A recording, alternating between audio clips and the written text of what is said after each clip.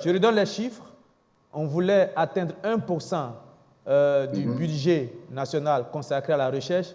On n'y est pas arrivé pour l'instant. On est à 0,4%. Est-ce que vous croyez qu'avec ce pourcentage, c'est sérieux de parler de recherche dans un pays? Est-ce que c'est sérieux, franchement? Avec ce pourcentage, bon, le professeur lui-même est là. Il sait que même ça ne peut même pas constituer même une bonne bibliothèque. Alors que la recherche scientifique, qui parle de recherche scientifique, parle de documentation. C'est la base. C'est pourquoi on est obligé d'aller à l'extérieur pour faire des thèses, parce qu'il n'y a pas la documentation.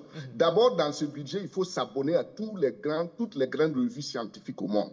Ça va nous coûter combien? Les revues scientifiques, c'est-à-dire, tu rentres à l'université Joseph Kizerbo. Je vais voir la revue scientifique la plus cotée de Corée du Sud. On doit voir ça au laboratoire, à la bibliothèque de l'université Joseph Kizerbo, parce qu'on est abonné aux grandes revues scientifiques.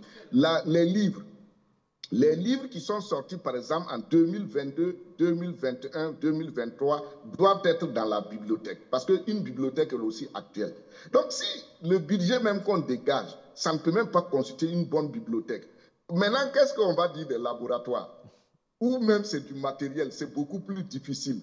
Il y a des matériels, quand vous allez payer le matériel et le consommable, vous prenez dans le domaine de la santé, quand on prend, comment on appelle, l'Institut de recherche en sciences de la santé au niveau du CNRST, les consommables d'abord, les liquides qu'il faut utiliser pour les tests, il faut aller sur le terrain, tout ça, ça va coûter combien? Donc, pour parler de développement, pour parler de souveraineté, c'est d'abord par l'éducation. Et c'est pourquoi quand vous prenez les mêmes savants africains, les Kizerbo, les Cheikh Anta Diop, leur combat, c'était dans le domaine de la recherche. Parce qu'ils ont estimé que c'est par là-bas qu'on peut se libérer. Karim Diallo, merci.